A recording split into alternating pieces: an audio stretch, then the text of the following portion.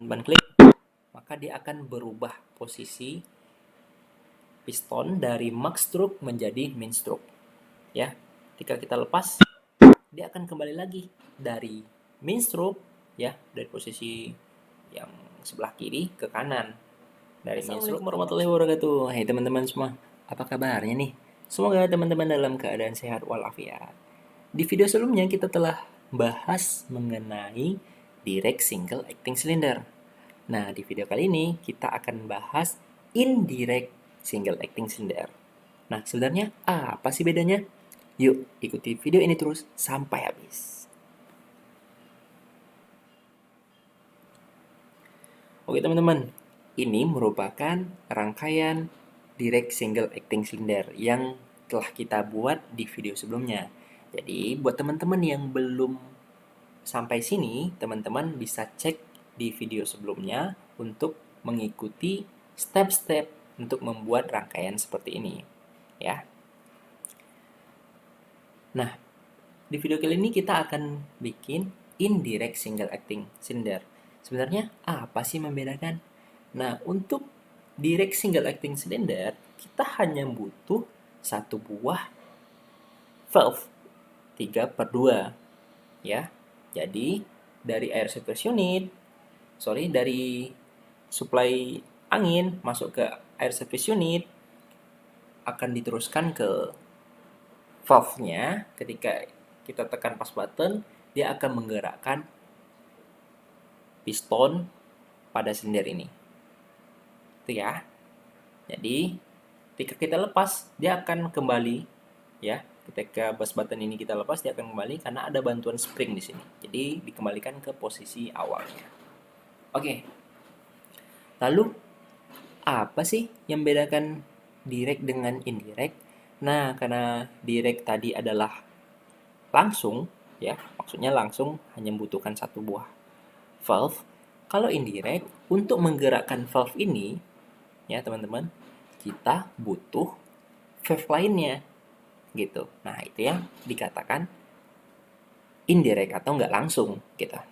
Nah, caranya gimana? Oke, kita lihat dulu ya. Kita coba uji rangkaian ini yang sebelumnya. Kita coba simulasikan. Kalau kalau direct seperti ini. Lepas, balik, lepas, balik, lepas, balik. Begitu. Kalau indirect, ya kita nggak usah repot-repot. Ya, kita cuma nambahin satu buah katup lagi, 3/2. Yang ini ya, teman-teman bisa lihat di valve configurable direction valve. Kemudian teman-teman klik, kemudian drag ke sini. Klik tahan, drag. Nah, seperti ini. Oke. Nah, setelah seperti ini, apakah ini bisa langsung? Belum. Jadi, untuk supaya ini bekerja, ada beberapa settingan yang harus kita atur. Pertama, bagian ini.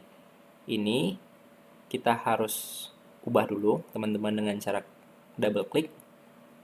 Yang di awalnya seperti ini, kita hilangkan dulu, klik di sini. Kemudian pneumatically dan atau electrically kita ganti jadi seperti ini. Maka kita akan langsung terlihat simbolnya. Nah, oke. Ini merujuk ke video sebelumnya ya. Jadi untuk melanjutkan dari video sebelumnya. Nah, setelah seperti ini juga ada beberapa hal yang harus kita setting. Seperti ini, yang nomor 3, double klik. Teman-teman harus ganti jadi simbol seperti ini, lalu oke. Sudah? Apakah sudah cukup? Belum. Kita harus tambahkan spring seperti ini. Teman-teman double klik lagi, kemudian klik spring ini, ya, maka langsung akan terlihat. Oke. Lalu teman-teman klik oke. Nah, dia akan tampil seperti ini. Apakah ini juga sudah siap? Belum.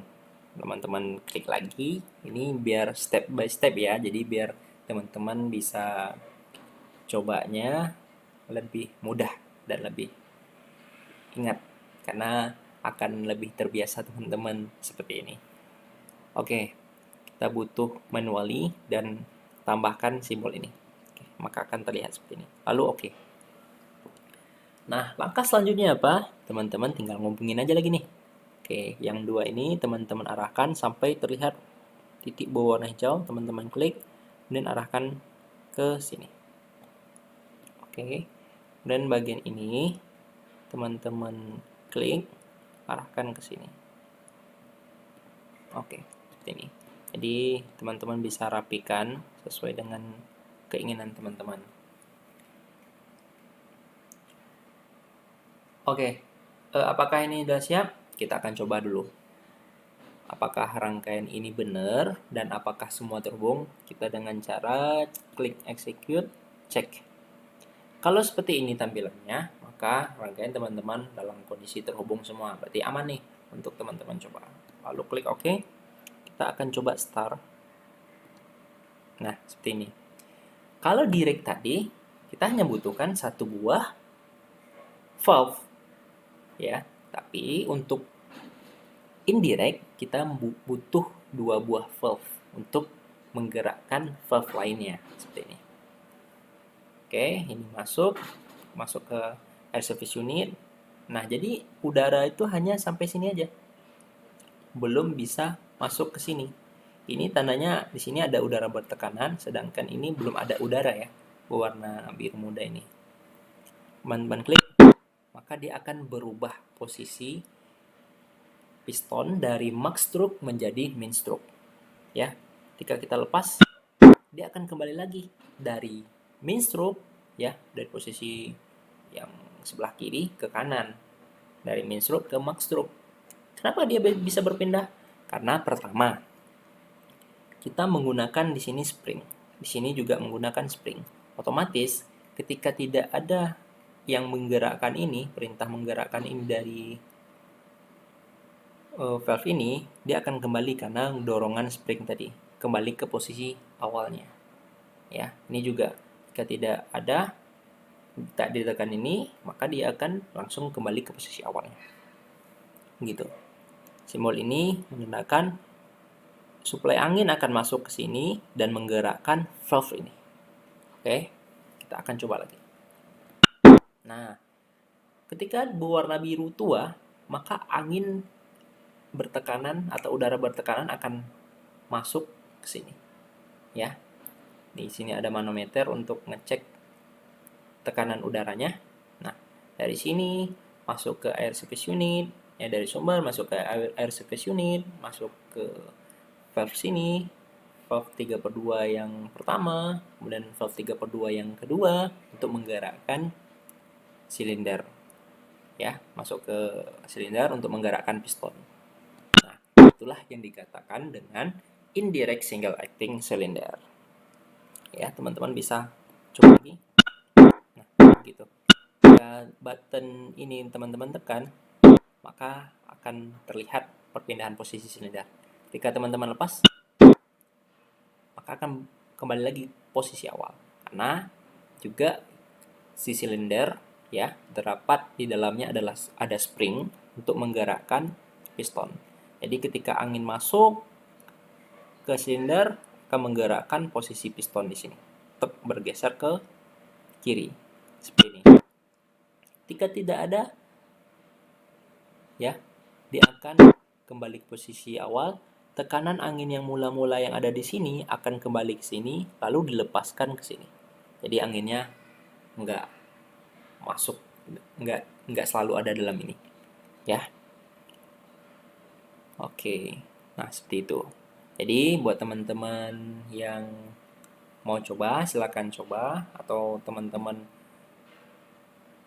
jumpa video ini silakan teman-teman lihat dulu video sebelumnya untuk membuat rangkaian direct single acting cylinder, baru masuk ke indirect single acting cylinder. Mungkin itu aja ya. Semoga benar-benar ini bermanfaat buat teman-teman.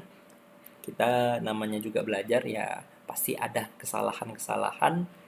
Ya semoga kesalahan-kesalahan tersebut bisa kita perbaiki untuk tutorial-tutorial kedepannya. Ya, dukung channel ini terus dengan cara like, comment, dan subscribe-nya. Semoga video-video ini bermanfaat buat teman-teman yang lagi belajar seperti saya. Oke, mungkin itu dulu. Banyak maaf jika ada salah. Saya akhiri. Wabillahi taufiq wal hidayah. Wassalamualaikum warahmatullahi wabarakatuh.